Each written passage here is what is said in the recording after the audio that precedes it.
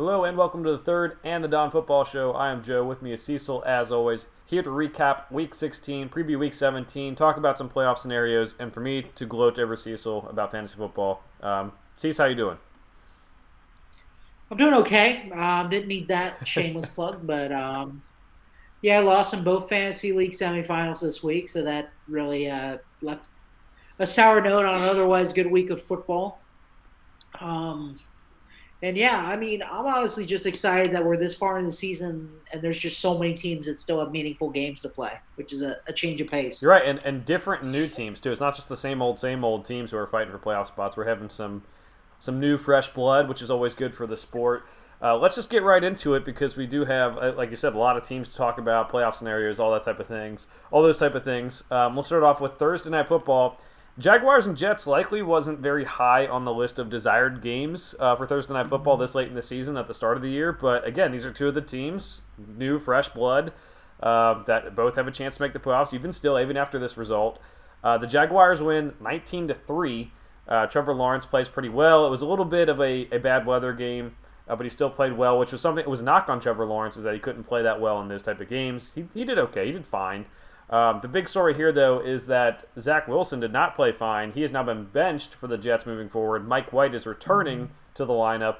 But what this means is, Cecil, the Jets have a limited shot to make the playoffs now. The Jaguars, it all hinges on that Week 18 matchup against the Titans now. Yeah, it very well could. I mean, heck, the way things are going, I mean, there's a chance even if somehow they lose that game against the Titans at the end of the year, they could make it at the seventh seed because it's just becoming a complete toss-up. But yeah, in this game, Trevor Lawrence played well enough, especially against the Jets defense that's supposed to be, pretty highly touted at this point. Bad weather, wind swirling, all that good stuff. I mean, they did what they need to get done on offense. Him, Travis Etienne, Evan Ingram got involved a lot. He's been a really big weapon at tight end for him in a couple weeks. Has amped up his game.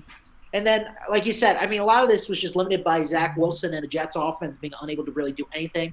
They put a third string quarterback in there who's, just playing to get tape on film. He looked way better at running the offense than Zach Wilson did. So, yeah, I don't know what you do with a guy like that because, I mean, the biggest thing with Zach Wilson always seems to be that he can make some kind of crazy play happen, but then, that's, 10% of the time. The other 90% of the time, you can't do simple, intermediate short passes, just easy things most quarterback can hit. He just has difficulty with. So it's a kind of up and down thing. And, ultimately in the NFL, we see guys like this that have a lot of talent, but if you can't really put it all together and you can't do the fundamentals right, it doesn't matter what wild throws you can make.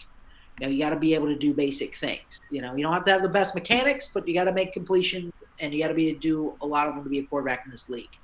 But yeah, I mean, the Jaguars are surging. They've come back to life really because Trevor Lawrence has really put it all together in this last part of the season. And I mean, they're definitely going to be an interesting team if they make the playoffs. I think so too. A fun young team. It kind of reminds me a little bit of like maybe the first year of your career didn't go that well. When that's maybe Joe Burrow gets hurt his first year. Trevor Lawrence come back second year. He's playing very very well. He's had to overcome Urban Meyer as his coach, and now he's showing all the signs that he is that quarterback. And sees that quarterback class. I mean, you got Trevor Lawrence looking like he's going to be exactly what we thought he was going to be. A lot of people thought that Zach Wilson and maybe Mac Jones were better than Justin Fields. Now we're seeing Justin Fields being better than them. That's something I believe that both of us had during the draft, because we both had Justin Fields above those guys, and just goes to show you that the tape don't lie. No, it does not. All right, let's go to Saturday. This is Christmas Eve, Cecil. So I had fun talking to my family while also watching the Bengals game and almost having a meltdown on Christmas Eve. The Bengals go up 22-0 at the half, and then they end up winning 22-18. The tale of two halves here. First half offense was firing on all cylinders. T. Higgins had some deep catches. It seems like the Patriots tried to take away the running game and make Joe Burrow beat him in the first half, and Joe Burrow did do a pretty good job. Second half, though, just nothing went right for the Bengals. Some weird turnovers. And the Patriots come back, and Ramondre Stevenson fumbles the football. Ball security's job security, and the Bengals get it, and they win the game because of it. Yeah, I mean, talk about a weird second half. I mean, the first half, I mean, Joe Burrow had a pretty good game. There were two interceptions. One was a guy drove on the ball, receiver didn't, and the other one was just kind of a nasty looking pick six. Um, but other than that, I mean, he played really well. 50 passes, 375 yards, three touchdowns. It's pretty easy to check all those boxes when that stuff's going on. Like you said, they're dominating them in the first half, and then halftime came around, and I guess the Patriots made some adjustments, and it's just really fluky between the pick six. There was that long touchdown pass by Mac Jones where it got tipped in the receiver's hands for a touchdown. It's just stuff like that where, if you watch this entire game, you would go, the Patriots really weren't in it at all. It's just crazy stuff started happening in the second half that caused them, these big momentum swing, big plays were happening, and that's great for them. But, I mean, you just watch the tape. I mean, the Patriots defense, pretty good. Really, they do a lot of things well. They're very disciplined, and, they adjusted in the second half, and the offense for, the Bengals wasn't doing really much of anything. But that offense is just mechanically and just like looking at it holistically, just from the eyes of anyone who watches a decent amount of football like us, it just looks off because it just, especially that second half, every throw looked like it was like a 40-yard bomb by Mac Jones. It seemed like that just became their offense towards the end of the game because they were just hoping to get like a big play. I understand you want to, open things up and you want people to kind of respect that and that can up more things, but it seemed like it was every pass was 40 yards downfield, and that's just not a sustainable offense. It looked like something from years ago or something because, I mean, I've never seen a quarterback in recent memory that just chucks it downfield that often. I mean, there's got to be short routes, intermediate routes, and those simply weren't happening. It seemed like play after play, I was just watching a ball go off my screen, just hoping to God no one got a pass interference call on it. So, one of them worked out with a tip touchdown, but ultimately it's not a formula for success in the modern NFL. So, again, why you have Matt Patricia as the offensive coordinator, questions will always abound. And, I mean, the Patriots were in position to win that football game, and then, I mean, they fumbled it at the end. You got to hold on to the ball. That's the game time situation, and that's another uncharacteristic moment for a Bill Belichick team, 2 games in a row, for how they lose a game. It's not by, they got outplayed. That can happen. There can be talented teams in the NFL, but it's just fluky, dumb plays, dumb things happen because, people just didn't take care of the football. Yeah, and I saw this point. I have 2 points to make. I saw this one made on Part of My Take podcast. They talked about, if Ramondre Stevenson started off that lateral play, Jacoby Myers gets the heat because he threw it 30 yards backwards to Chandler Jones, but that was last week against the Raiders that cost him the game. He would have been buried on the depth chart in the old Bill Belichick days. I think there does need to be something to be said. Maybe Bill Belichick's losing some of that fire, like where he would just remember Jonas Gray, the running back who had 3-4 touchdowns, and then he missed. He showed up late to a meeting and he was cut or whatever. Like this old Belichick, he probably would have benched Stevenson, and now it's like you can get away with anything. Also, from this game, we have to talk about Mac Jones goes low on Eli Apple on a pick, an interception return, and the people are out. I mean, there's some people who still defend Mac Jones, but at this point, Mac Jones is a dirty player. His cheap shot against Eli Apple, if Eli Apple had done that to him, much more uproar because Mac Jones is a quarterback. Mac Jones has also had 2 incidents against the Bears where he tried to slide to go down, and he ended up basically slide tackling him and kicking one guy in the groin area and almost kicking another guy in the leg after trying to. And he also twisted Brian Burns' ankle. So he's only been in the league for not even 2 seasons yet, and he already has 4 incidents at a position where, I mean, quarterbacks just don't have a chance to be dirty because they don't hit anyone and they don't do anything. But he's already had 4 instances where he does this. I think defensive players would really appreciate if they would take this more serious. Mac Jones is what he's doing. I mean, he could have really hurt Brian Burns last year, especially. But he was fined like $11,000 for the hit on Eli Apple. I would think that the NFL needs to do something that's a little bit more serious for Mac Jones because this stuff just keeps on happening. I don't think he's a clean player. I think he's setting himself up to be hit. But the problem is if someone retaliates now and takes out Mac Jones, the penalty is going to be much more severe on this person than Mac Jones, even though Mac Jones has all these incidents.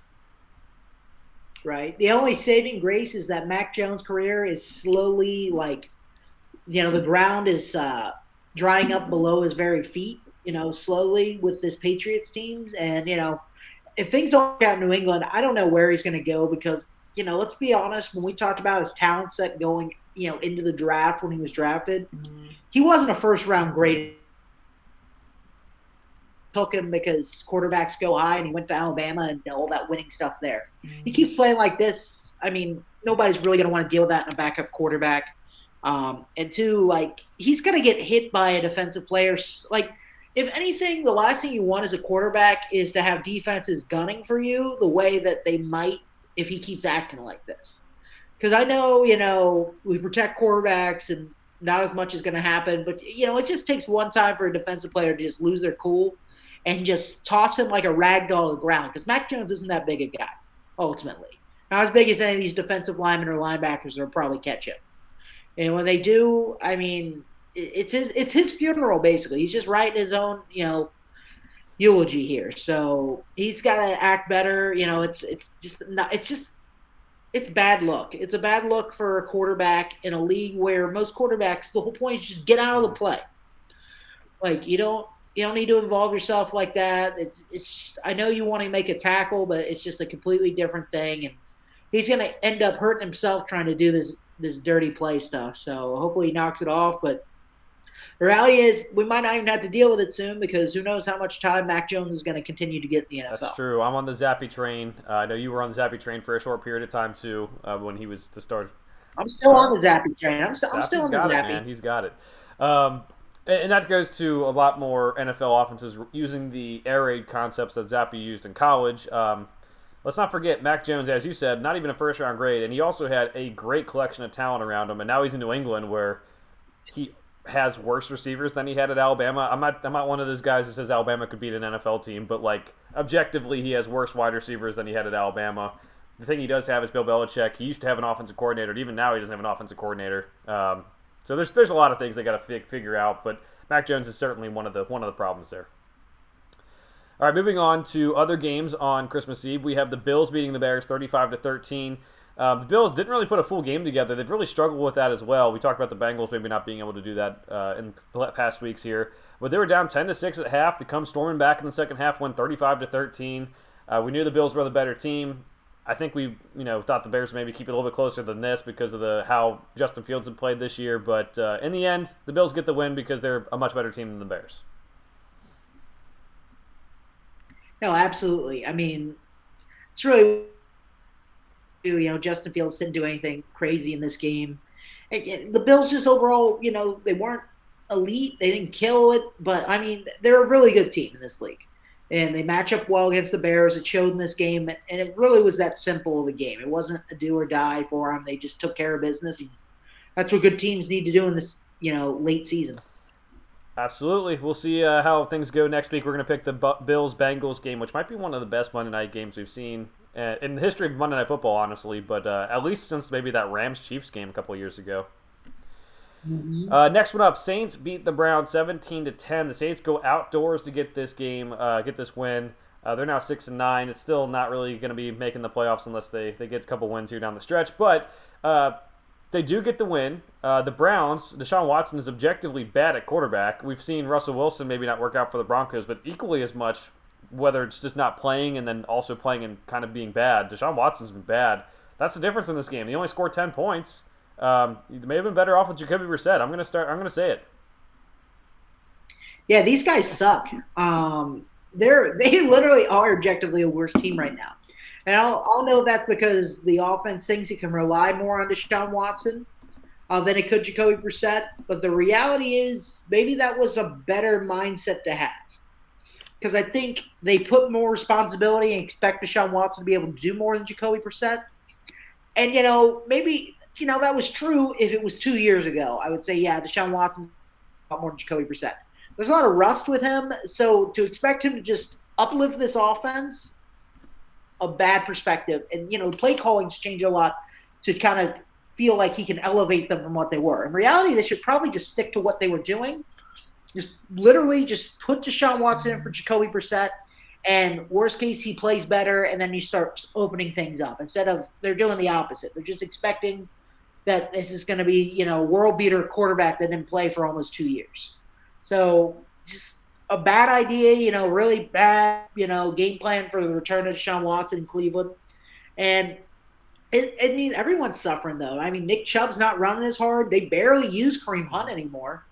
And there's just a lot of holes on defense. So everything's kind of questionable in Cleveland because after that first offense, everything looked really good. The defense was improving a great deal.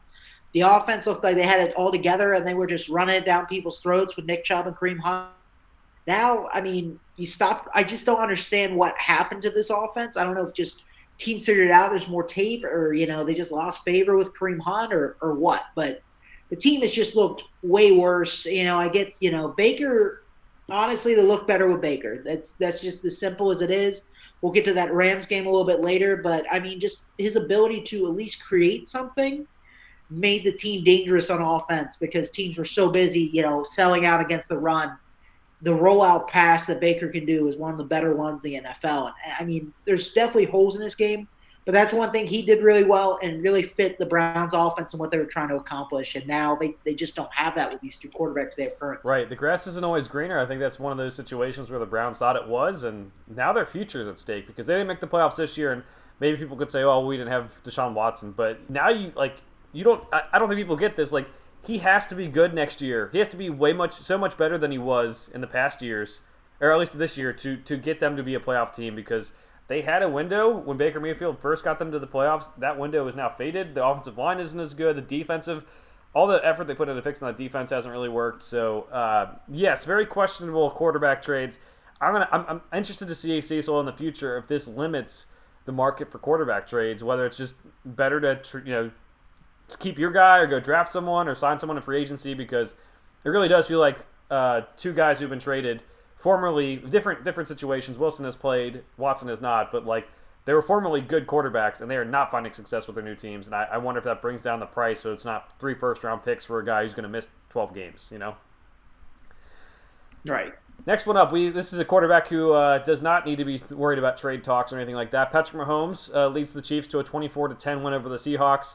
The Chiefs still playing good, unless they're playing a team that is very, very elite. They're usually going to win the game because that offense is talented. The defense helped out in this one too, but I think we all know the Seahawks started off hot and they're fading down the stretch. This happens, I think, almost every year where a team we didn't expect to be good starts off hot. I remember the Panthers a couple years ago did this, but a lot of teams will fade down the stretch if they don't have that talent level that other teams have or if they don't have the depth that other teams have, and I think that's what's happening to the Seahawks right now.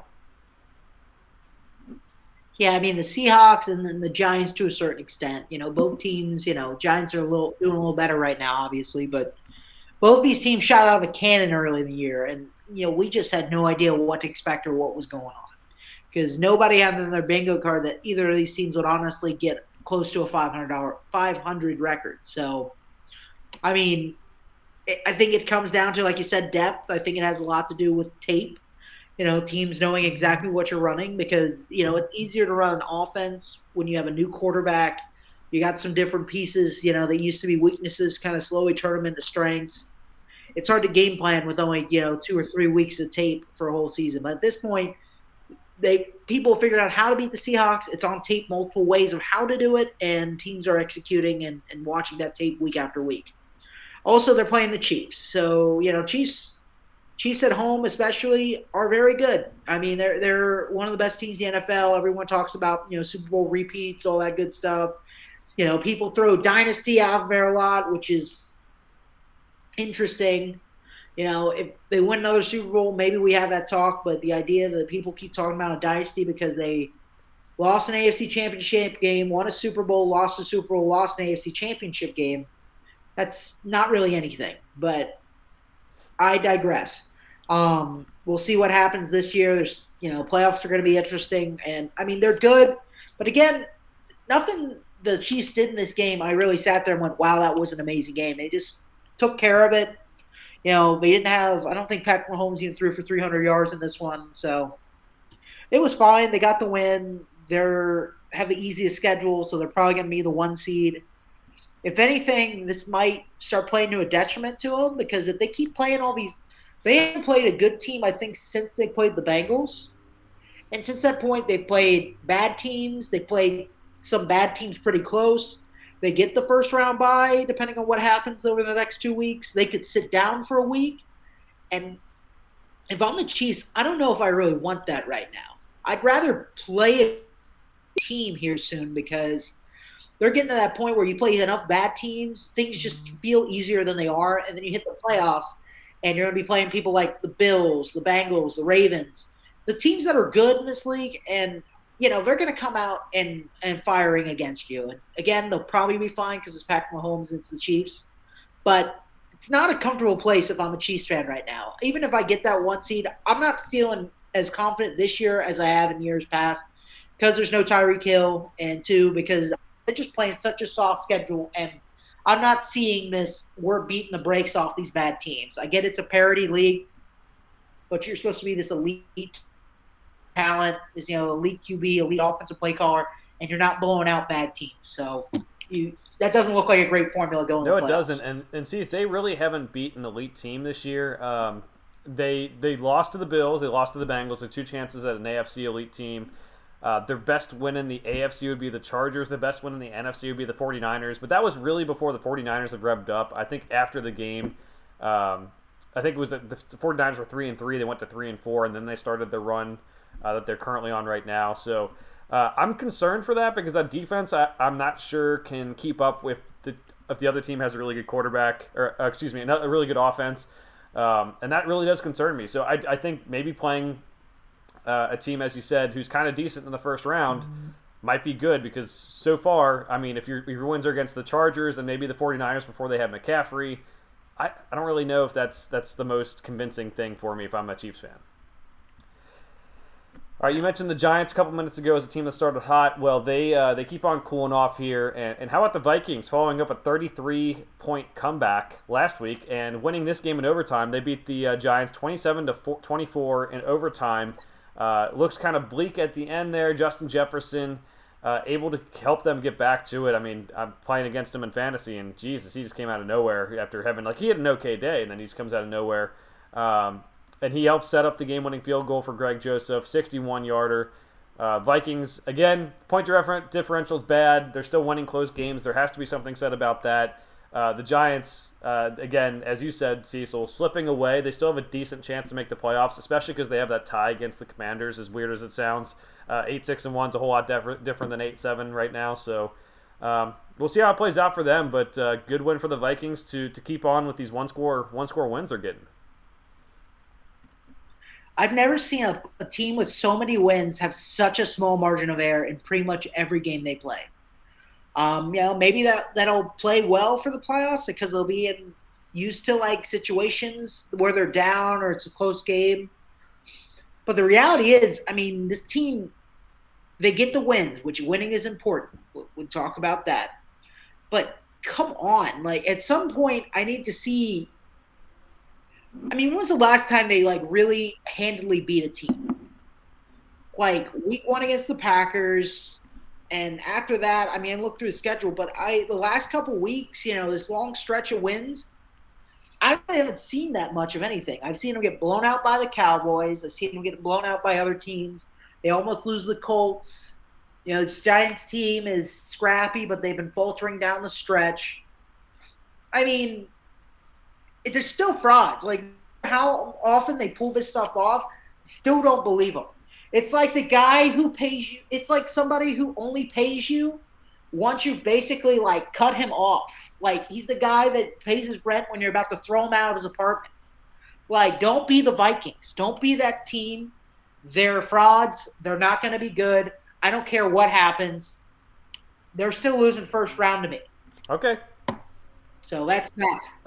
Okay. Well, we'll see. They play the Packers this week. I do think that is a game that if you're a Vikings fan out there and you're trying to say we're not frauds, win this game. Just get Aaron Rodgers out of the playoff picture. You don't want to face them in the playoffs possibly. That's one of the worst case scenarios if you're a Vikings fan. You don't want to play him in the playoffs. So just win that game. Don't worry about that. And don't worry about whether you're frauds or not. Just worry about winning that game.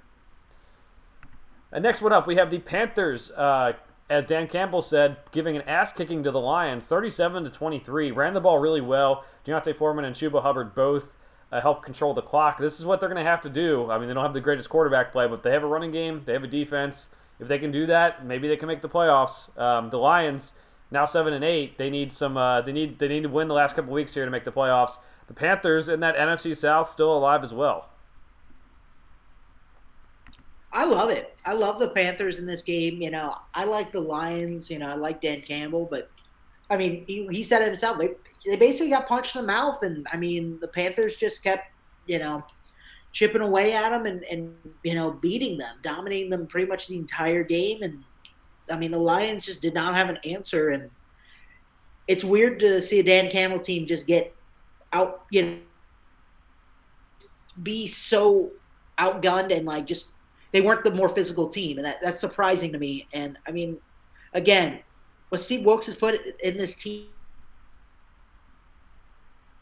I think he deserves. I mean, at this point, give the man the job. I mean, they've cycled through 3 quarterbacks. They went back to the original quarterback that they pretty much said was a horrible idea to even try to start. At least Sam Darnold gets the ball with playmakers like DJ Moore. I'll give him that. That's something that for some reason Baker Mayfield, PJ Walker, they cannot do for some reason. I don't know why, but they've reinvented this team. They made it a run-first team. They have 2 pretty good running backs. Neither of them are elite, but they get it done. And honestly, because it's not Christian McCaffrey and they don't have that much money in them, they run them. They run them and they keep running them. And they don't worry about them getting hurt because it's not like it's a long-term future thing for them. So the Carolina Panthers and Steve Wilkes is running this team like every game is their last game, and I love it. I love watching it. And I mean, the Bucks are so horrible to watch at times that I'm just kind of all for it at this point. I want the Panthers to win the NFC South. Do they have a shot against any of these other guys? I don't think so. I mean, at this point, they'll play if they do win the South, they're going to play the Cowboys probably. The Cowboys or somehow the Eagles, they're going to basically play like 95% chance they're playing the Cowboys in this scenario. And they're not going to beat the Cowboys. It's that simple. But I would love to see them get in just, off the sheer grit in the second half of the season because I've never seen a team implode like that. Even the Raiders with, Vic Versace last year, they had a lot more pieces. They had a decent quarterback. There were things going on that, the team was intact. They just got cut off the head, so to speak. This is a complete, redo by Steve Wilkes. I mean, he fired the defensive coordinator. It was like his first move as interim head coach. So I love it. Like, I love what they're doing. Lions need to get back on track here if they want to have a shot at the playoffs.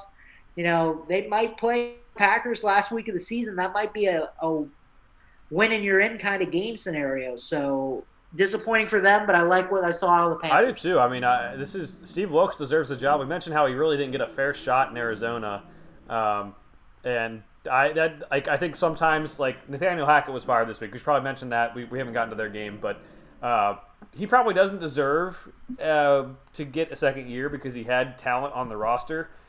Steve Wilkes at Arizona, that was a dumpster fire, and he did it was a bad year, but give the guy a chance. So I'm happy he's doing well. I will say I'm hoping he gets that spot. I hope the Cowboys play the Panthers because the Cowboys, if they play the Buccaneers, Tom Brady has never lost to the Cowboys, and we know how that went earlier in the year. I think both teams are different now, but still, that'd be a lot easier. And also, one last point, Cease, I don't really care. People are like, "Oh, Dan Campbell, don't admit you got your ass kicked." Like that's really weird. Like no, tell the if you want to give us to the other guy props and say we got our asses kicked, go ahead and do it. Let him do it. I love it. I mean, if anything, you get sick of all the coach speech. I'd love a coach who that's what I love about Dan Campbell, and that's what his players love about him. That's what everyone is. I mean, he's a straight shooter. He's just like, he's that type of guy. He's going to give it to you straight. He's not going to, dance around it or evade he's not going to evade the answer. He's going to give it to you straight up. I mean, that's what happened. That's what he's going to tell you what happened. And honestly, that's what he's going to walk in that locker room and tell all the guys in that locker room as well. Absolutely. We're going to move on to a game where I really don't have much Cease. The Ravens beat the Falcons 17-9. Tyler Huntley started in this game again for the Ravens. I think they're just being very cautious with Lamar in his comeback. Want to make sure he's healthy for the playoffs now that they've clinched. But I didn't learn anything new about either of these teams. The Ravens have been playing kind of bad the last half of the year. The Falcons are still in rebuild mode in my mind. They're starting Desmond Ridder. He played okay. I didn't learn much at all. Did the Falcons beat any AFC North team this year? Did they beat the I don't Browns? think so. Yeah, I Was it don't the think they last beat a second field single goal one. that either I think the Falcons hit to win that one, right? Yeah, it was the Brown. They beat the Browns 23, or no, they beat the Browns 23-20. All right, they beat one. Yeah, I mean the Falcons just straight up aren't good. Desmond Ritter hasn't looked great, but when you hold on to Marcus Mariota for over half a season, and clearly he wasn't the solution for that entire. It wasn't like there were sparks with Marcus Mariota and they wanted to see what happened. They should have just started Desmond Ritter half a season ago so they could truly evaluate whether they need a Mm-hmm. quarterback or not. I mean, 2 games in, probably need to draft a quarterback. But I mean, if you gave it 6, 7 games, you'd have enough tape, someone getting familiar with the offense, and maybe we'd have a different result. But right now, doesn't look like they have a solution at quarterback. Should probably be looking to draft one in the first round. And I mean, other than that, yeah, I mean, the Ravens are hanging out, just doing their thing, wait for Lamar to come back, Mm-hmm. I guess. I mean, I've not been excited by a Ravens game in a while here. So, one thing they need Lamar back just so the games become watchable. True. They don't think Lamar's going to play this week against the Steelers either. We'll see if that changes, but that could Lord. be very bad for the Ravens if they want to clinch the AFC North. This would be a week to maybe play, rush back Lamar if you were trying to do that. But I think they're happy to go to the playoffs. They'll play whoever they play, and that's kind of how they've been. Rather have Lamar healthy than risk injuring him. But when you got the Bengals playing the Bills this week, if you start Lamar and beat the Steelers, then it's a winner take all last week of the season for the AFC North. But I'm okay with the strategy of resting Lamar with him being a running quarterback. Make sure he's healthy for the playoffs. All right, the AFC South had a surprising result. The Titans are really on a skid now. Texans win 19-14. We had noted that they're playing better football seas, but they just haven't broken through and gotten that win. They did in this game, 19-14. Malik Willis was at quarterback for an injured Ryan Tannehill. We didn't think it was going to matter because Derrick Henry just rushes all over the Texans. He did have 23 carries for 126 yards and 1 touchdown, but the offense was so sporadic and just couldn't get it done. The Texans in the fourth quarter score 9 points to come back and get the win. The Titans might win the AFC South still, but they're not a good football team right now. No, they are really disappointing for a team that had such a. There's teams that start off and pretty much fall face flat at the beginning of the season, and they figure it out. This is a team that did that, and then they peaked too early, I guess. So they're in a rough place. I mean, this Titans-Texans game played out with like a lot of them do, but the reality is that Texans were able to score more than like 6 points, which is usually what happens in these Titans-Texans games, because it's not like the Titans score 40 points. It's usually like they score 21, maybe 24 points, and most of that's just Derrick Henry breaking big runs and eating the clock, and that's fine, but. Texans were smart enough to realize that they don't have to score a million points against the Titans. They just have to stay in the game long enough and hopefully get the ball and make some stuff happen in the fourth. And they did that. I mean, the Titans quarterback situation, Malik Willis and Ryan Tannehill, I mean, both have looked pretty bad. It's just the whole structure of the offense is bad. That's the reality of it. No matter what they seem to do, if it's not giving Derrick Henry the ball, they are not good at it. And I mean, at this point, I think your offensive coordinator is definitely on the hot seat after this season if they completely just fall face flat and miss the playoffs. I think somebody's going to get the axe. The GM already obviously did, but I think it starts with that offensive coordinator if anything else happens, because the defense isn't giving up a lot of points. It's not the defense is just backing up 300, 400 total yard games against them. They're still good. I mean, they're still limiting teams, around that, 20 to 30 point range. And that's decent in the NFL. The reality is Titans can't possess the ball, and they give up on Derrick Henry way too early in games. So, yeah, somebody's got to get fired. The offensive coordinator. I've given Mike Vrabel a lot of credit for they just when they need to win, they go get it. His tenure, that's how it goes. At least in regular season, obviously. and this is not the case this year. They've lost 5 straight. The first two were understandable, Bengals and Eagles, and then they get the Jaguars, the Chargers, now the Texans. Not great. And now you're in a position where Week 18 for them is all that matters. They're benching their starters, pretty much all of them, against the Cowboys Thursday Night Football. My fantasy team does not like that, but I agree. Like, maybe giving the guys a week off is what you have to do, but like sending them out there again to play a game against the Cowboys, where maybe their morale gets even lower or something. I don't know. I'm okay with that decision from Mike Vrabel. I know they always say, like, you're paid to play and all this stuff, but his job is to make the playoffs. I would give him a week off because Derrick Henry's not fully healthy, and what are you going to gain from going back out there and like putting these guys through, like, oh, we lost 6 games with our starters? Like, no, put the backs in, get them all rested, give them a little bit of a bye week here. Next one up, we have the 49ers destroying the Commanders 37-20. It started off slow, but Brock Purdy is going. Cecil, I'm going to go ahead and say our 49ers now because Brock Purdy's at quarterback. That's how it's going this year. But no, he gets the win. He started off slow, specifically himself, but I think what he's realizing is he doesn't have to be that great. He's got guys to use. He's getting the ball into playmakers' hands, whether that's McCaffrey, whether that's Kittle, whether that's Ayuk. Deebo Samuel's injured, might be coming back this week. But those 3 guys specifically, he's been using them, and they're getting the win because their defense is good as well. Yeah, I mean, they play great football. It's great to watch our 49ers go. I just want to say I've been in support this whole time. I've been a true believer.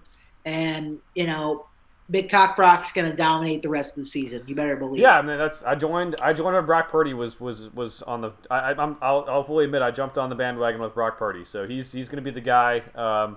Interesting how we're going to have conversations in 10 years about him being the Tom Brady or whatever, but just how it goes. The one of the more entertaining games of the week, Cecil, the Cowboys and Eagles. The Cowboys win 40-34. This was against Gardner Minshew. Now, both these teams have beat the other team's backup this year, which actually makes it more interesting for the playoffs if both starting quarterbacks are healthy, in my opinion. CeeDee Lamb has a pretty good day, 120 yards, 2 touchdowns. Dak has a pretty good day. There was a pick 6 that happened against him. Gardner Minshew played well for the most part. He did have some critical interceptions, but I think being thrown into the fire the week of your college coach's funeral. With everything that's gone on with the Eagles this year and having to go play at Dallas, that's tough. So the Eagles fought tough. I thought they were in position to actually win this game, and they just couldn't get the job done in the end. The Cowboys, I think this is a big win. Like, yes, it's Gardner Minshew, but we know that this Eagles team is more than just one quarterback. Jalen Hurts is playing fantastic, but they have talent all along this roster. Don't you dare besmirch the name of Minshew. Minshew Mania is a phenomenon that one of which I don't know if we'll ever truly see again compared to his time in Jacksonville. But, I mean, he did pretty good, honestly. I mean, there were those 2 key interceptions you wish you had back. But, again, thrust in there. It's not like he's been playing all year. I mean, they played the Cowboys pretty close. I'll give them that. In Dallas.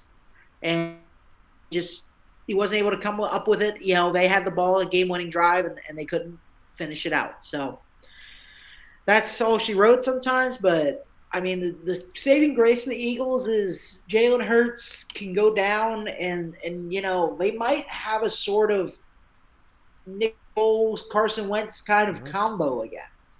Now, are these 2 quarterbacks those 2? Absolutely not. Very different guys. But what I'm saying is they have a guy that can fill in and play decently well. And, again, you'd rather have your number 1 quarterback, but definitely one of the best backup situations in the NFL. And honestly, I can tell you right now, I take Gardner Minshew over any other backup quarterback in the NFL right now. The guy should be starting somewhere at some point. It's a shame he doesn't get more of a shot. Cowboys play decently well. Dak didn't have the greatest game. It was the CeeDee Lamb show was alive and well. The running backs kind of had an up and down game. Again, Dallas played decently. The defense, stepped up in this game after they kind of been fading the last couple weeks. So overall, good win. Keeps their, hopes alive for the NFC East. Maybe, even if it's a very, very small window. But I love this game. It was the game of the week to me, and I really enjoyed I did watching. too. I really hope these two teams play in the playoffs, and we get these two quarterbacks healthy to play against each other. I do think that'd be a really good matchup. We'll see what happens with that when the next couple weeks come up. The Christmas Eve night game was the Steelers and Raiders. It is the 50th anniversary of the Immaculate Reception. Franco Harris sadly passed away this week. They were honoring him in this game. Just make a quick point here. Don't wait to honor your legends. I mean, we've seen this with the Bengals and Cincinnati Seas. Like, they just now started honoring some of their legends.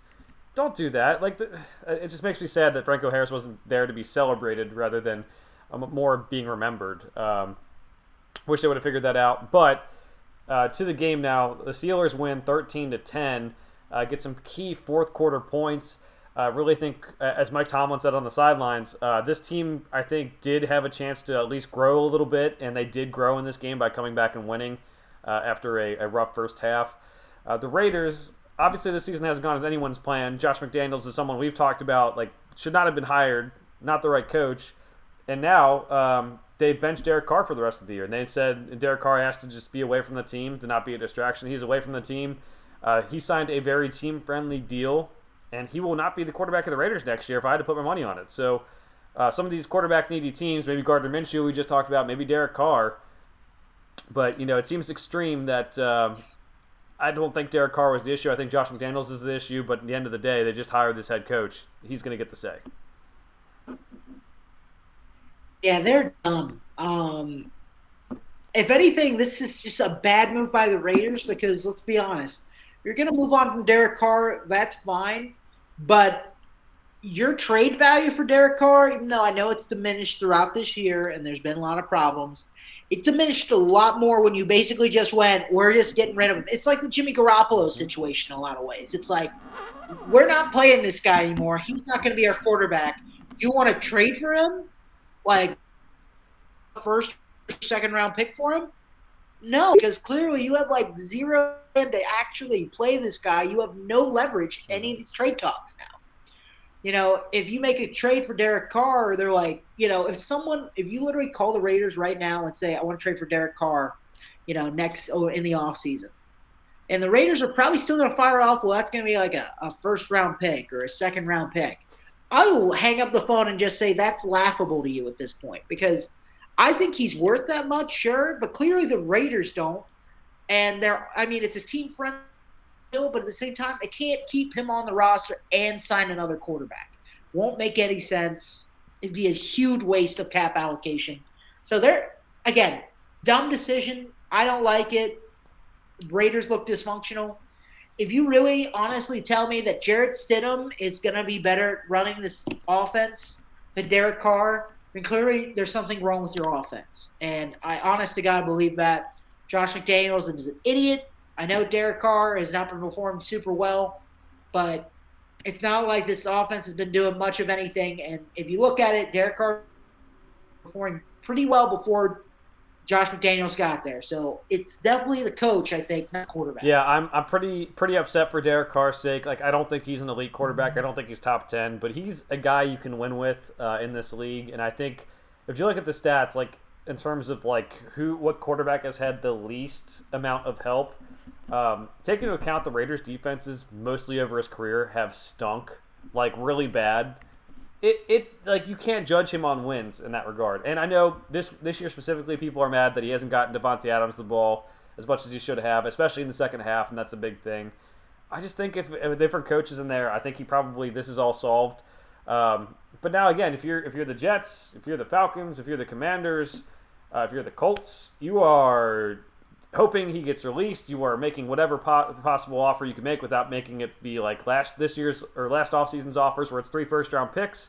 Trying to get this guy because I do think he's a top 13 or 14 quarterback in the league, somewhere in that range, and he can win you some games. What would you trade realistically right now, knowing the little leverage the Raiders have? If you were a team right now that needed a quarterback, what would you offer for Derek Carr? I'd probably start by offering. I mean, because it kind of feels like they don't care. So kind of like you said, this whole thing makes it less valuable. But I would start by offering like I don't know, like a third round pick, a second round pick, and I think I would settle if I had a first round pick in this year's draft. I probably would part with it because the quarterback class past the top two isn't very good in my opinion.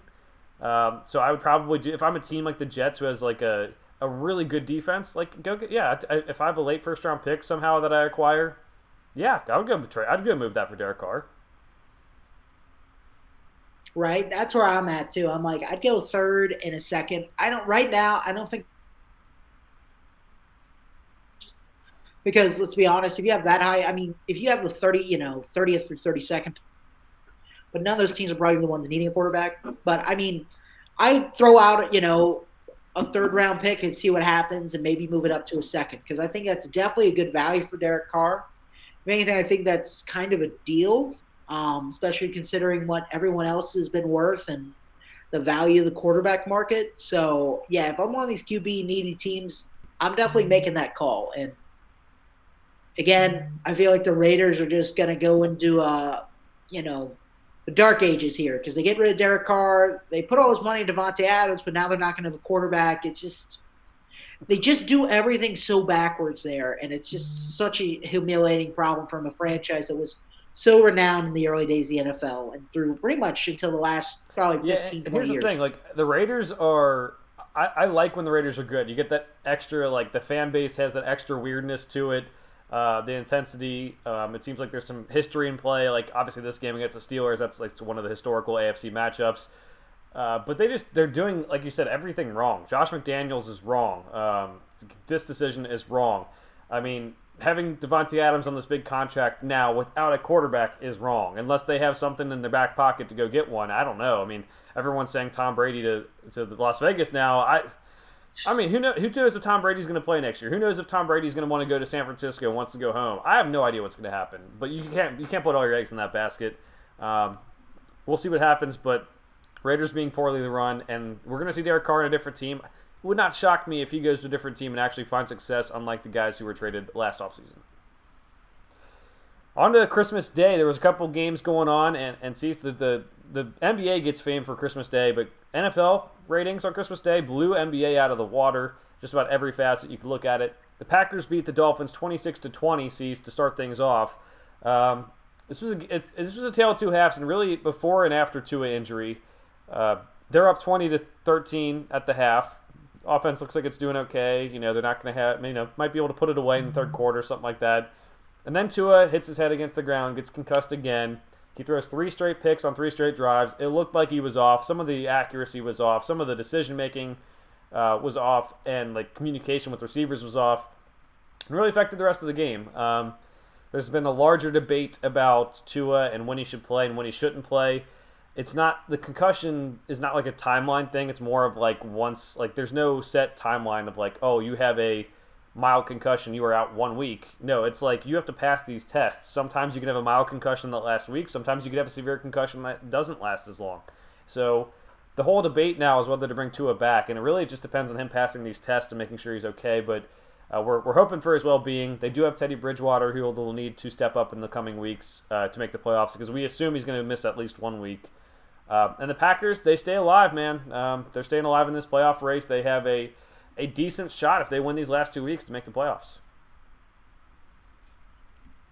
Yeah, I can't believe I'm saying the Packers had a shot at the playoffs, honestly. I mean, I'll give them this. Cobble together an offense. They finally did it. It took an entire NFL season. And, there's still plenty of times where Aaron Rodgers freaks out at people, and, it's happening. But they at least seem like they're having a decent time out there now. Like, Aaron Rodgers, like, they're winning games. Aaron Rodgers is, like, competitive. But, like, they've got more of that swagger back that the Packers teams used to have, where, they're enjoying themselves a little bit. Aaron Rodgers isn't, like, just ready to rip someone's face off at the slightest, incompletion on a second down or something. So I think that's good. I think the rookie receivers, coming in, Romeo Dobbs getting healthy again, Christian Watson coming on strong. And then, you got the 2 rookies, got Allen Lazard and Randall Cobb. That's a decent receiving core as of now. Beginning of the season, a lot of question marks, no real chemistry with a lot of these guys. who knew what was going to happen? But now you can start seeing it. Clearly Aaron Rodgers has worked with these young guys, and they're making plays. They're using them in the right places. Christian Watson, they're using in a really good way. Just simple routes. You let him use his speed and his big body to make plays and try to score some points. And then you got Aaron Jones and AJ Dillon. They're just using them both, and they're both having really good success right now. So there's a lot of good things with the Packers right now. It's going to be a big test this week against the Vikings. We'll get to that. But on the Dolphins, you're right. It's just, at what point do you just start, I don't know what to do with Tua. I don't know if when he gets sacked, if they just need to, tell him to go down at a certain point. Because, he's great when he's playing, but, man, a quarterback who's gotten this many concussions in 1 year, it doesn't bode well, one, for the NFL image, and two, for his career long term, because he sustained 3 concussions in 3 months, two within a week of each other, and then another one. Let's see, that was the tail end of September. It's basically been 2 months, 2.5, basically 2 months since the last one, 2.5. That's alarming. That's alarming for anybody, anywhere, regardless if you play a contact sport or not. I've never thought I would say, somebody really needs to evaluate what he's like. And again, some of this stuff is freak accidents, right? It's hard to prevent stuff like this because it's unfathomable that it's even happening. I don't know, if the new approach with Tua has just to be, hey man, if somebody's coming around like that, as soon as you feel some of that contact, especially if they're trying to throw you backwards, just go down and try not to fall backwards, because that seems to be the big issue here, is he keeps falling backwards and slamming his head back on the ground. And you don't see a lot of quarterbacks fall like that most of the time. Most of the time they're falling forward or to the side. They're not getting thrown backwards. I don't know if that's his size or what, but got to be done there. And the Dolphins' playoff hopes are evaporating because they can't have their quarterback stay on the field. And honestly, that's most teams in the NFL. If their quarterback was in and out of the lineup like this, it just sucks because they've been so good when he's there. And then they've been having, every once in a while have a bad game, but mostly it's just he's not there because he gets hurt. That is the sad part, Cease. And it does make you wonder, should he consider retirement? He's definitely been a guy who's just susceptible to these type of hits, but can he change his game enough to not get concussed? Can he get rid of the ball fast enough? That's a bunch of questions. If I had to say something, I think the Dolphins can win a couple of their last couple of games, make the playoffs, and then you have a decision to make whether he comes back, I think. You obviously want him to come back, but his health is number one priority. Teddy Bridgewater is a good backup to have, but I don't know. It's a tough situation, and someone who had to retire from football because of concussions, albeit at a much, much lower level. It's definitely something you got to mess with. There's things if you keep on having these concussions, it's more likely you'll have more concussions. So it's one of those things where if he doesn't feel confident in his offensive line to block for him, which the Dolphins' offensive line has been much better this year, or if he doesn't feel comfortable protecting himself, that's got to be something he's got to consider. In terms of this season, they just have to figure out what his health's going to be like, and then for Dolphins fans, this may not be this year. I know a lot of people have thought at different times, wow, this looks like a Super Bowl contender. Level the expectations, because when Tua is playing, you're great, and they even showed when they played the Bills and played them close in Buffalo, that really proved it to a lot of people. I think even after that bad Chargers game he had, but I don't know if you can count on that the rest of the year. I don't know what's going to happen. Also on Christmas Day, one of the games that people could avoid, the Rams beat the Broncos 51-14. Cam Akers had a huge day, 118 yards, 3 touchdowns. Baker Mayfield had a huge day, only 4 incompletions, 230 yards, 2 touchdowns, and they win big time. The defense scores a touchdown, has a lot of turnovers, and this game, this blowout, I think shows, one, that if you give Sean McVay a decent quarterback without an arm injury, he does wonders. 2, Denver has fired Nathaniel Hackett, and I think it's deserved. I usually lobby for guys to get more than 1 year, but he took a team that was, I would say, maybe a quarterback away from being a true contender, especially with that defense, even the way the defense is played now. And he turned it into a team that will now be kind of screwed for the next couple of years. Yeah, I mean, usually I'm on the same boat with you where I'm just, I'd like giving head coaches, I'd say ideally 2 to 3 years is what you need to see. Year one, as long as things aren't just god awful, even then, most of the time, you look at towards the end of the season, what are they building, and then you try to see if there's any leap in year two. And then year three is really like it's either there or it's not. But 1 year I usually advise against. Like we had last year, there was the Texans coach that they had, and we talked about it at length that we just didn't think it was really fair that he got fired, David Culley, and they brought in Lovie Smith, and Lovie Smith's done the same thing. And are they going to fire Lovie Smith now? Like what point did this season that Lovie Smith any better than David Culley's last year? And really, a lot of it is the same people David Culley brought in the year before. So, yeah, that's a hard one. It's like the Steve Wilkes didn't deserve to get fired, and Cliff Kingsbury gets the team, and they automatically start doing better. So, it's a sad place where most of these situations. This one, I'm actually like, this is probably awesome. I'm just actually relieved that he got fired because this is going to that level of head coaching where you're just like, I didn't know that much about Nathaniel Hackett when he got hired. We talked about he didn't seem like the most experienced guy. Didn't seem like he was really that much in control of what the Packers did. He's just kind of in a brain trust with Aaron Rodgers. And, at the end of the day, you're with one of the better quarterbacks, especially in the modern NFL. How much is that is you? That's like saying, I sat in a room with Peyton Manning every day. We came up with some success. That doesn't suddenly make me go, yeah, you haven't called plays. You never been really in a leadership position at the coaching level, like head coach. Let's throw you in there and see what happens. But that's what they did, and they really suffered because of it. Part of that's on Russell Wilson, obviously, but we've seen a team that's completely quit coach. A defense that was still playing at a very high level early on the season. The offense couldn't get it together. To now, it's basically just assume the offense is going to be terrible and the defense is they're fighting. Like when you see both, like your offense and defense basically like arguing with each other, and your defense is like walking over the offensive bench and just saying, like, you guys got to step it the hell up. That's pretty dysfunctional and ridiculous to see on a game.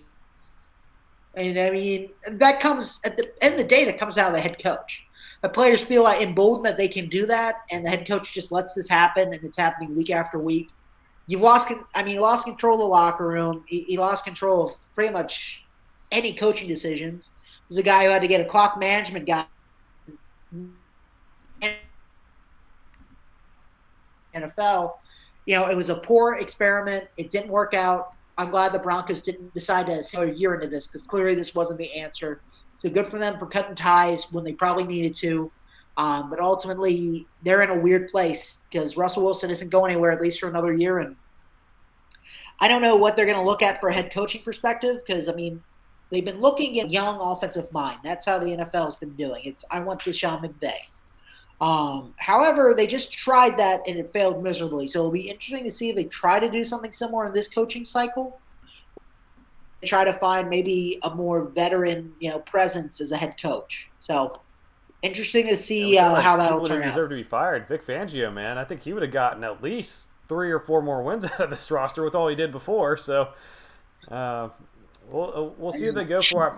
My inclination is they fired him before the year end. Yes, because of the locker room issues, but also I think they're going to be courting Sean Payton very heavily. And if I'm the Broncos, you have this roster, you have a limited window with this defense, and with possibly Russell Wilson being on your roster for the next couple of years, if you think you can fix it, open that bank for Sean Payton, maybe give him some ownership of the team. I don't know what you got to do, but you have to make things totally different than this year. All right, the last Christmas Day game was the Buccaneers and Cardinals.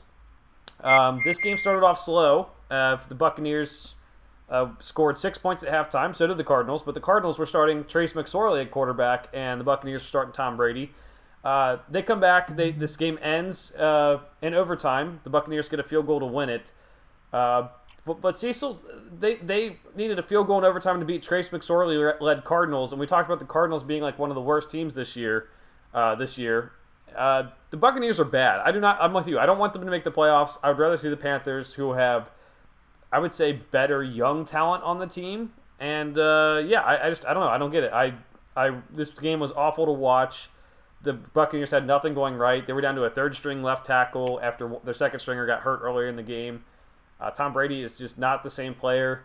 Don't never count him out, but like he's not the same player he was. So the Buccaneers are bad.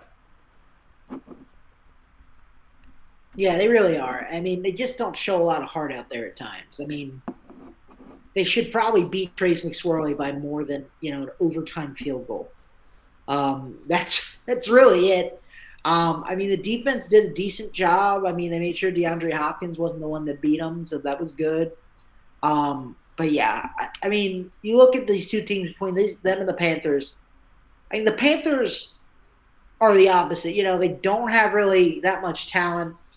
It's kind of playing almost just for the love of the game. Like, I don't think at this point they, halfway through the season they had any shot at winning anything or making the playoffs. But they've somehow, they've played well, they've played hard, they've played for each other, and they're in a position where they could win the NFC South right now against, someone who's just basically been given the division the entire way. Since he basically announced he was coming back from retirement, he's been gifted back the crown, and he is Tom Brady. So that's at a certain point, but the myth of Brady is become greater than the man that exists currently at 45 years old. And that's truly the reality. And I get Tom's great at closing out games. Tom can be, the 2-minute drive to win the game. Who do you want? Tom Brady's one of the better guys in the NFL. But ultimately, the rest of the 58 minutes, we're watching nothing. Nothing's happening on the field. Their offense is bad. They stopped getting, Mike Evans, their biggest down-through threat, doesn't ever get the ball anymore. So it's a mess, and I really hope they miss the playoffs because, one, Cowboys, Buccaneers, I don't think it'll be a good game. I hope it's not. But ultimately, I mean, I just don't want to see this Tom Brady narrative continue to exist, and I don't want to see this team somehow muster a win against a much better team because Tom Brady gets the ball at the end of the game, and it just end up being a close game. So, please, if you're the Carolina Panthers, please beat Tampa Bay. Please get them out of the playoffs. Tom, please go to another team. Please figure out something because whatever is going to Tampa Bay, I think it's time you just got to blow it up. You had the Super Bowl window. You won the Super Bowl. Last year, didn't go the way you wanted it to. It's time to just start rebuilding. And that's what they were starting to do. And then Tom decided to unretire, a month after announcing his retirement, doing that whole thing. And I think it's really just delayed the I would agree, Cease. Since that Week 1 win over the Cowboys, and again, two totally different teams in that point, just different injuries and everything going on. The best team they've beaten is the Seahawks. That's not great. Like they beat the Seahawks 21-16. That's beating a team who has to travel across the country and also a team who's fading. The other wins they got like this win against the Saints, the Rams, the Falcons, now the Cardinals. I guess they beat the Saints twice. This is a bad football team. The schedule is allowing them to be in the conversation for the playoffs, but normal schedules, normal divisions, they'd be out of it. This is not good. I don't want to see them either. All right, Monday Night Football. The Chargers beat the Colts 20-3. Nick Foles started for the Colts. He did not look that great. The Colts offense didn't look that great. The Chargers honestly didn't look that great. Keenan Allen had a good day. Austin Eckler had 2 touchdowns. But overall, this was a really badly played football game. The Chargers won almost by default.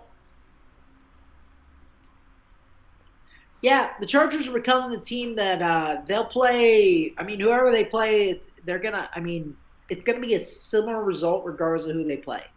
Like they play up and down to the level of people they play against. I mean, obviously the Colts here are at such a small level. At least they didn't sink to that. But I mean, again, and I think the Colts defense is still intact and is a little underrated at this point because of how dysfunctional their offense is. And I know they gave up points. I know everything that happened to the Vikings the week before, but there's still a lot of pieces on that defense that I would take. And I'd take the Colts defense over a good half of the NFL defenses that exist right now. And I don't think that's an argument. That's just an objective fact. I think they're a top half defense in the NFL. If in a vacuum, you don't have to play with short fields, you don't have to play with a guy who's throwing interception after interception. That's just hard for any defense. I mean, you look at the Broncos, how they've progressively gotten worse throughout the season. I'd still take the Broncos defense and switch it out with half the teams in the NFL and say, heck yeah, these guys are good. But that being said, their offense is the problem here. Their refusal to really fix the quarterback position since Andrew Luck left is the problem. And they keep trying the same exact thing, basically. And it's starting to get crazy. I mean, I get Andrew Luck retired out of nowhere right before the season. You don't have much of a shot. That's fine. I get going the Philip Rivers route. Let's try it once. But then they try Carson Wentz. Now they try Matt Ryan. I'm like, are they going to trade for Matt Stafford next year and just hope that he's not at the tail end of his career too? Like, what is going to happen? They refuse to really draft a quarterback high, and I get part of that's because they haven't been in a position to. But this is one team where I'm almost like, I think it's at that point where we got to trade up to take a quarterback if you don't have the to take one. Because, I mean, this team cannot function in its current state. You got a crazy owner who is just pounding the wall and just pounding his fist wanting results from the GM. Frank Reich basically was a sacrifice to the problem, which in reality, he's part to blame. The other part is he's given guys who are literally retirement, contemplating it or at the, twilight of the career, had a lot of injuries, and that's all he's gotten. So it's hard to completely fault Frank Reich in all of this. And honestly, that Ballard still has a job as GM of the Colts shocks me.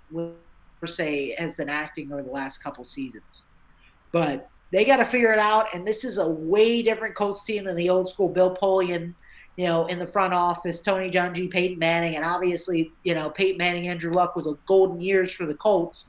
They didn't really understand how well they had it, but I mean,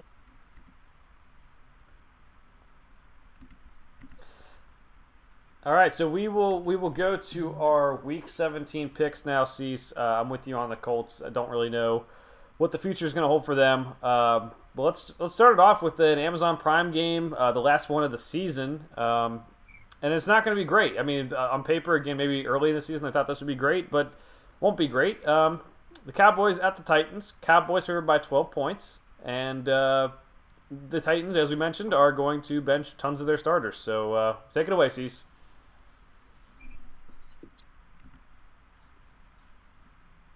Yeah, I got to go Cowboys here. I mean, they're actually going to play their people. The Titans are basically just kind of throwing in the towel. And I don't know how I feel about it. I mean, I get Derrick Henry being injured. Definitely want to protect that asset. It's not like the most meaningful game, but I mean, I think most people, if they're not like hobbled, they should be playing in this game. Because like the pride of like this weird, like you're basically creating your own bye week because your team is like put themselves in such a horrible position the last couple weeks. I mean, you're riding out like you're basically running away from the fact that you've lost week after week. I mean, obviously I'm going to pick Cowboys. What's the spread in this game right now? Do they even have a spread yet, or are they taking it down? 12 points. I think I'm going to go Cowboys. I mean, again, they're playing a preseason team. Yeah, I originally was going to take the Titans with the spread. The spread was Cowboys by 10. It's only moved by 2 points, which is kind of weird. But I was going to take Titans with the points, but I'm going to take Cowboys to win and cover now because that's I just don't know what they have left in the cupboard. Cowboys have a lot to play for, possibly getting that top seed if the Eagles struggle and the Vikings struggle, and also the NFC East Championship if the Eagles struggle. I think they're going to go out and try to play well and try to lock up at least they're trying to get closer to that record. Sunday, this is New Year's Day. 2023 football is here. Cease, Cardinals, Falcons. Falcons favored by 3.5 at home. So basically, you mean games I can officially right. legally bet on in the state of Ohio. I just got to swim across the river and I'll be there. to the promised land. Falcons Cardinals, man. This would not be a game I bet if I bet for this, grand Some info occasion. on this. Colt McCoy was cleared of his concussion, so he should be the starter for the Cardinals. Cool. Well, that makes me feel a little better. Give me, give me the Cardinals. I like them a little better than the Desmond Ritter led Falcons right now. They seem to be in a down spiral. Not that the Cardinals aren't, but they're in a bad spot. I mean, they're both in bad spots, but I like Colt McCoy and the tempo he brings to the offense sometimes, and maybe we'll see J.J. Watt just give it all over his next two games after his bombshell announcing True. retirement at 33 years old. Yeah, I'm going Cardinals too. I was going to go with them with Trace McSorley or with Colt McCoy. I mean, the Bucks aren't a good team, but they played with them. The Falcons aren't a good team either. They can play with them too. So I think with the points, yeah, I'm taking the Cardinals. I think I'm going to pull them on the upset pick here now too because we just don't know what we're getting out of Desmond Ritter either. So at this point, two bad teams. I'll take Colt. Bears at Lions. Lions favored by 6 points, and we know that they need to win these games to make the playoffs. Give me Lions to win, but I'll take the Bears at the points. I know the Bears have kind of faltered a bit over the last couple games, but I mean the Lions defense has gotten better. But again, Justin Fields can just make a lot of things happen, and I think they Same pick play for him me close too. enough. I think the Lions defense is the reason why Justin Fields will be able to get do some damage. He's one of the best running quarterbacks of all time statistically now, and the Lions I do think can win. They can gut out this game and make things interesting for Week 18. All right, Broncos Chiefs. Cease. Hold your breath with this pick. The Chiefs are favored by 12.5 points. Yeah, give me the Chiefs to win and cover. Who is the Broncos I interim don't head know if coach? they've Have they announced announced? it. They initially did not announce it. That's why I was wondering because I hadn't heard anything. Yeah, I don't know. It's a rivalry game, so maybe they play tougher than we anticipate. While things are happening in the NFL, I hope something happens because I would love nothing more than watch the Colts lose against a feckless Broncos team, especially when the Bengals and Bills are playing each other, which would basically lock in a number one seed for either of them. So yeah, would love that, but don't think that's going to happen. Chiefs should win handily by Yeah, probably Jerry two touchdowns. Roseburg was named interim coach. Cease. He was a senior assistant. But I'm pretty sure they're just going to clean house totally at the end of the offseason. So, or at the start of the offseason. I'm going Chiefs to Yeah. win and cover. There is a part of me, kind of like you mentioned, that like we've seen this all the time where teams play harder when their coaches get fired, and maybe that happens. Someone can bring them together and they can play tough. But I don't see them having the firepower to keep up with the Chiefs. I'll go Chiefs to win and cover. Miami Dolphins at New England Patriots. Obviously, this game means a lot for playoff scenarios. Patriots favored by 3 points. You know what? I'm going to pick the Dolphins with the upset pick, regardless if Tua's playing or not. I just really don't like the Patriots. And the weather's not going to be crazy this weekend, which was something we were worried about. It's really heated up on the East Coast and the Midwest recently. So I checked the weather; it looks decent. And it's not going to be something crazy again. I mean, the Dolphins already played against in a snowstorm, so even if Teddy Bridgewater's the quarterback, I don't see anything out of the Patriots that scares me in any way. I mean, they're a decent team on defense. They fundamentally are good, but their offense is just lifeless and bad. That's the only way to put it. So give me the Dolphins. Definitely with I the am as points, I'm well. going with the upset pick. Been on the Dolphins all year. I'm not going to I'm not going to abandon ship now. Tua might be hurt. Tua's probably not going to play in this game. But Teddy Bridgewater's been a really efficient backup. I think they can win games with him at quarterback. Specifically, now they have Bradley Chubb on the defensive side of the ball, which is something they didn't have when he was starting previously, filling in for Tua. The team's just a little bit better, and they'll find ways to get Tyreek Hill and Jalen Waddle the ball, and I think that's all the difference that matters. All right, Indianapolis Colts at the New York Giants. Giants are by 6. Mentioned they have faded down the stretch, but they need to win, make the playoffs. Yeah, give me the Giants to win and cover here. Um, I mean, the Colts just, they're just packing it in for the year. They're going to have to go play away, at MetLife, and they don't get the comfortability of their dome. I think they're just toast at this point. Or, we're at that point in the year where they had their flash in the pan, and since that, I think they're just all kind of over. Saturday pretty much knows he's not going to be head coach, so I think they're all just ready I to would agree. pack I'm it in going for the Giants to win offseason. and cover. Think again, Brian Dable is a good coach, and I think he was maximizing what he had, and them falling apart in recent memory is not the greatest thing, but I think it's understandable. But I think this game comes at an opportune time. They can win this game with Daniel Jones, with Saquon Barkley, who's playing well right now. They have a 94% chance to make the playoffs, according to PlayoffStatus.com. I think if they win this one, they're pretty much in, given that they have that tie. Well, they'll be 9-6-1. It'd be really hard for me. I don't think there's a scenario where they wouldn't make it if they have 9 wins. All right, New Orleans Saints at the Philadelphia Eagles. Eagles favored by 6.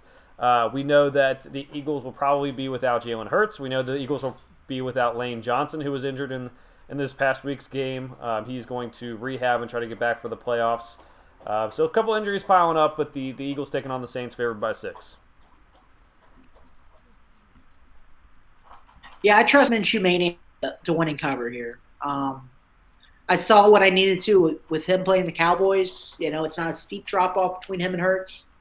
Some people worried it would be. I mean, he's very serviceable. Lane Johnson, being out for a couple games hurts. But at the end of the day, I mean, the Saints just aren't really a threat, and their offense is just a mess. So I have Eagles give me winning the and Eagles to covering win and cover. too. As you said, the Saints they're rumored to be like reaching back out to Sean Payton, trying to get him back. That means things aren't going too well. Really think that things may have been different had they started Jameis Winston. Maybe he's still just injured. They don't feel comfortable playing him. I don't know. But I think the Eagles can win and cover. What the hell is that phone call like? Hey, man, I know you left the team because we weren't doing well and we were really stressing you out. Well, guess what? We've actually just gotten worse. You sure you don't want to come back again? We fixed none of the problems that probably made you Right? I mean, quit. I do. Please come back. It's like your ex-girlfriend just reaching out to you out of the blue after you made it I don't know, very man. clear. This Maybe isn't there's gonna some work out. nostalgia. I mean, people get back with their exes all the time, Steve. I don't know. Maybe there's some nostalgia, and he wants to do it, but no. It never If works. I were him, It never works. go to. I would probably go to Dallas, but that's just me. The job also has to be open, but I don't know. Maybe he's an exception to the rule where even if Mike McCarthy does well in the playoffs, maybe they go get Sean Payton. I'd fire Mike McCarthy regardless. I mean, unless they get to a Super Bowl, Sean Payton says, I'm in, I'd say get the hell I out would of here. too. I would and too. I'd say Sean Payton's the coach. Panthers Buccaneers. Steve talked about this one. Both these teams trying to make the playoffs. This is a very important game for that. Buccaneers favored by 3 points. Give me the Panthers. I like how they're playing. They've been playing teams tough. They've been playing more competitive football against tougher teams, and yeah, they got all the momentum in the world. The Bucks are just, it feels like, they're just trying to brave the storm. The Panthers are the storm. So give me the Panthers to win. All right. I mean, they're a Pirates. Gotcha. Full metaphor. I'm going to go. I want the Panthers to win, but I'm going Buccaneers to win and cover in this game. I think the reason why is the Panthers can win these games if they can establish the run, but if they can't, I don't see them winning these games. I think this might be a game where they don't. The Buccaneers can try to stack the box, stop the run, make Sam Darnold try to beat them, and I don't know if that's going to happen. Both these teams I don't think are great. The Panthers are playing better right now, but I think that's the key to the game. And I think I'll take the Buccaneers to win and cover. Okay, I'll propose to you another question. You're in a pirate ship. 22 pirates fight 22 panthers. Pirates Who's winning have the guns? game? Yeah, but there's those flint guns that misfire all the time. So like, there's no real guarantee They have that half swords of them though are going too, to though, work. so they can figure something out. Yeah, but I mean, they have swords, but let's be honest, some of the guys are a little older. They've been out to Oh sea a boy. little too long. I mean, Uh, you got to think. I'm gonna say Panthers Buccaneers. could I do think that. I think Pirates win. You get one shot with your flint I gun, just and don't yeah, some believe guys you. will miss, and some guys will hit, and whatever that may not kill the Panther, but then you get Panthers are agile and fast, man. You think you're gonna fight a panther with like a old school sword yeah, and I think I a can take one. Yeah. flint pistol?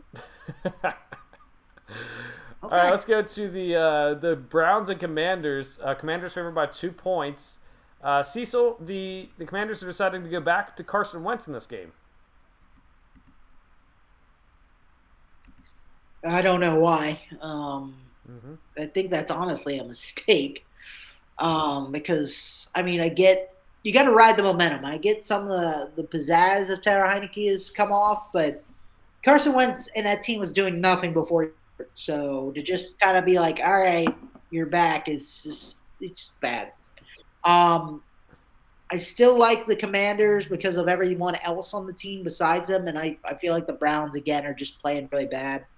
So I got to go to Commanders to win, but I'm going to say it's a really Two. tight game. So how much is it? 3 points? Two? That's too Yeah, low. I'm I got to going go with the Commanders to win and Commanders to cover as cover well. 8. I get that they've cooled off. I get that Heineke is not the greatest quarterback. They just seem to play harder, and that disappoints me. I do think they can still win against the Browns. I think the game against the Cowboys, which they might need to win next week, might be a problem for Carson Wentz or Taylor Heineke. But I'd rather have Taylor Heineke go in and just have the team actually believing in them. But I'll go Commanders to win and cover against the Browns. We haven't seen anything from the Browns the last couple of weeks that makes me think they're going to win this game. All right, Jaguars and Texans. Not the game we expected at this point of the season, but the Jaguars are favored by 4.5 points. Yeah, give me the Jaguars to win. They're playing for everything right now. They're playing for all the marbles in the AFC South, and they've been playing decently well. Texans are playing better, but still they're the inferior team here. Texans lose, and Same here. Much picking the better team. Jaguars to win Texans are cover playing here. hard, but Trevor Lawrence is on one right now. He's playing well, and they have ETN playing well too. 1,000 yards on the season exactly. I know he's not going to want to screw that up, but he will get some yards in this game, and he'll be okay. All right, the 49ers and Raiders ceased. The line started off as a 49ers were projected to win by 5. That line has jumped up to win by 10 because Derek Carr, as we mentioned, is benched for Jarrett Stidham. Um, 10 points is a lot. I'm going to pick the 49ers to. I'm going to pick the Raiders with the points here because 49ers have played great. They're playing much better. I like Brock Purdy. But again, this isn't a team that's built to just teams. So just assuming that a 10-point, which is not an easy spread by any means, is going to happen. Because one, Jarrett Stidham is new and not as far, but you also got to consider there's not as much. We don't know what exactly it's going to look like with Jarrett Stidham versus Derek Carr. If it's going to be the same offense or it's going to have different tweaks. There's just so many unknown factors that spreads a little. If it was 8 points, I'd probably say yeah, let's do it. But 10 is just too high. Honestly, it sounds like it's going to be most likely a push to me. But I'm going to pick. I'll I go got to go 49ers with to win and the cover. Raiders with the I points. had them originally at 49ers to win and cover at 5. I'll go with it. We've seen everything we need to see from Jarrett Stidham. I mean, if you were going to bench Derek Carr, maybe you had like a rookie or a guy you want to see more of, cool. Jarrett Stidham has been objectively bad every time we've seen him. I don't really care to see this. 49ers will make it a bloodbath. I think they'll win big. New York Jets at Seattle Seahawks, two teams that desperately need a win. Jets favored by 1.5 on the road, Cease. Yeah, give me the Jets here. I think they're just playing better football overall. The Seahawks have really faded, and I think that's the key there. So give I me the think the Jets Seahawks in this to win and one cover. full disclosure, when I do my NFL picks against the spread on Tuesday mornings, we didn't know everything we know now that Mike White's back and all that type of stuff. But I'll stick with it. I mean, I think this traveling across country is tough for the Jets. They haven't had consistent quarterback play. I know the Seahawks have some injuries, but they do have some really good players, young players on that defense. Kenneth Walker still running the ball well. I'll take the Seahawks. I think it's a coin flip game. We talked about this one earlier, Cease. The Vikings and the Packers. The Packers favored by 3.5.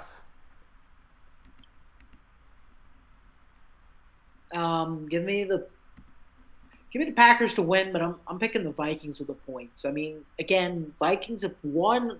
The game's going to be close because that's how the Vikings play, unless they get blown out. And I don't think this is going to be a blowout game. So it's going to be really close, within one score. And, I think it's probably going to be a field goal / touchdown, put you up by 4 kind of victory. So, yeah, give me the Packers to win, but I got to take Packers the Vikings to win and cover for me. Vikings do play a lot of close games, but my nightmares are coming alive. I think the Packers might make the playoffs. Hoping that they play 2 tough teams. Your Vikings and Lions, 2 tough teams at the end. But like you said earlier, Cease, the Packers look like they're having a little bit more fun. They're getting guys a little bit healthier. Some guys banged up, but like Bakhtiari's practicing this week. We'll see what happens, but I'll take Packers to win and cover. Are you worried about an Aaron Rodgers? Oh, I'm worried about Packers everyone playing facing the Cowboys. They always lose first round. But more specifically, I'm worried about, yes, Aaron Rodgers and Tom Brady. Those guys seem to tear Cowboys' hearts out of their souls. Yeah, okay. Let's go to – I don't want to think about that. Let's go to the battle for L.A. We have the Rams and Chargers. Chargers favored by 6.5 in this one. Cease. We have the Rams playing a little bit better with Baker Mayfield, that big win on Christmas. What are you thinking? Still picking the Chargers to win and cover here because, the Rams are playing better. They played against a team that just gave up. So, yeah, I got to go. Chargers are much Chargers better to win and cover for me, too. Lots of injuries on that Rams team, too. I just, they should be phoning it in for the rest for next season for a lot of the guys who are kind of questionable to play. They probably are doing that. So, Chargers to win and cover. All right, Steelers and Ravens, Sunday Night Football. Ravens will be likely starting Tyler Huntley in this game, but they are favored by 2.5 points.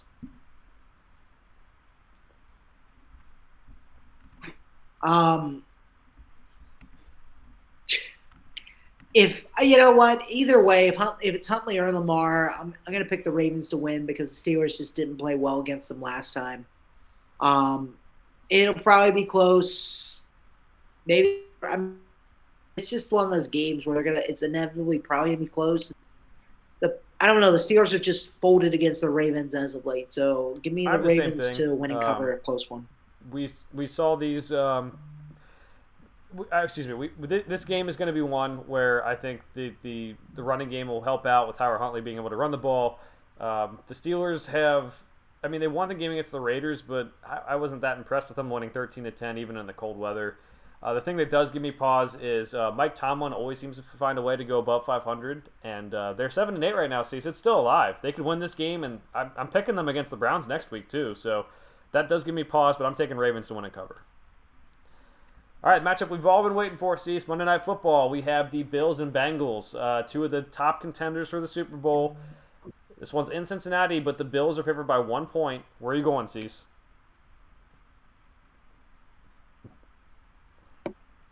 So, what's purpose? This is the biggest Monday Night Football game since that classic of the Rams-Chiefs. That was supposed to be in Mexico, but then it got moved back because of earthquakes or something like that. This is a huge Monday night game. ESPN actually got it right. There's just so much hype around this game, and I feel like I've done a good job of not picking the Bills, so then they win. So I'm in that weird mode where is it reverse jinx? Am I reverse jinxing? Am I jinxing? What am I doing here with what I pick? I honestly believe it's going to be a super close game. I think the Bills have been inconsistent as of late. So have the Bengals. I think the Bengals honestly play their best football against the best teams, hands down. They play best when the pressure is on. So they've got injuries, they've got that. But I just think there's just moments of inconsistency with the Bills that the Bengals will just be able to capitalize on a little better It's going to be a classic, I feel like, but I got to pick the Bengals to win. And I guess the very, All very right. small Well, upset at home. for some reason, since we switched this year, I've been picking the Bengals in a lot of the big games, and you've been the other way. But we're switching again. I'm going Bills. I think the difference here is the Bengals injuries are piling up. Yes, some guys came back last week. We had Mike Hilton, we had Trey Hendrickson playing for a decent, not a lot of snaps, but a decent amount of snaps last week because they said his wrist couldn't get any worse. But we lost Lyle Collins for the season. So that right tackle is going to be... He hasn't been the best at pass protecting, but he has been good in the running game. I think that does have a big effect. These two teams, I think both are really good teams. They just haven't been able to put full games together. But I do think the running game with Josh Allen having a huge impact on that will be there. It's also very hard.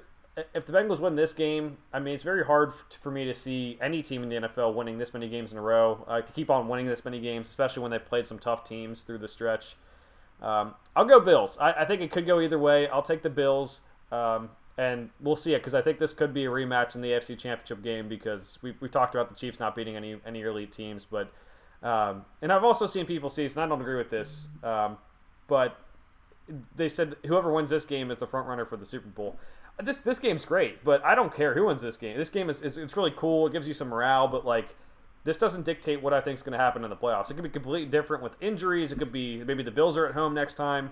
I don't know. It doesn't really bother me whether you win or lose this game. It's cool if you're the Bengals, if you can kind of make a play at the number 1 seed possibly, but other than that, I'm just going to enjoy this game for what it is. It's a really good game against with two really good teams. Right. And unless one team blows out the other, I mean, if it's going to be the kind of game we think it is, it's like the Bills-Chiefs games. It could go either way if you flip this. It's a great matchup every time. And you just really kind of see how the game bounces in certain ways. And, I mean, there's no guarantee that's going to be the outcome the next time by any means. So, I'm just excited to see, the Bengals in such a meaningful game, we just really haven't seen them do this very often. And I get, we saw the Super Bowl run last year and we saw, the Chiefs game this year.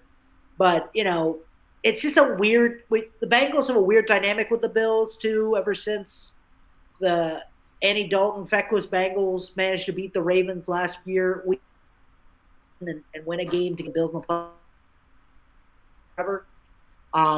So it's kind of a very dive this week because it's not one of like – usually you're like, we're the top dog, and you better get out of our way. But it's more of like, I don't know. It's just a weird vibe overall. It's almost like an exhibition where you want to win, you want to see where your team's at, but ultimately what matters is the playoffs, and there's no guarantee that this will have Absolutely. any bearing. Should mention too, Cease, this is the first time I think in Monday Night Football history they said maybe second, but I saw a stat.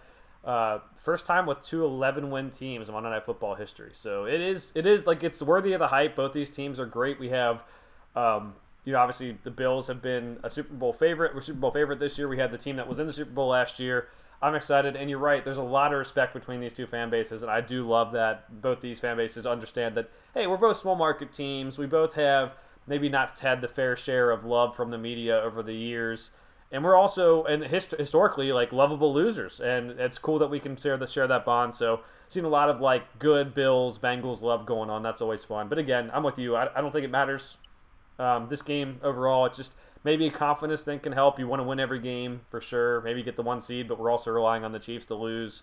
Both teams are, and that may not happen. So, should be a fun one. We'll be watching. It'll be a fun time. But Cecil, any final thoughts for the week? All right. No, I'm hyped for Monday already. Subscribe on YouTube, also wherever you get your podcast, wherever you're listening to us, whether it's Spotify or Apple Podcast or wherever. It really helps us out. That is our show for this week. For next week, we'll recap Week 17, talk about Week 18, playoff scenarios, all that fun stuff. Maybe some more coaches being fired, maybe more quarterbacks being given up on. We don't know. But for now, thanks for listening. We'll see everyone next week.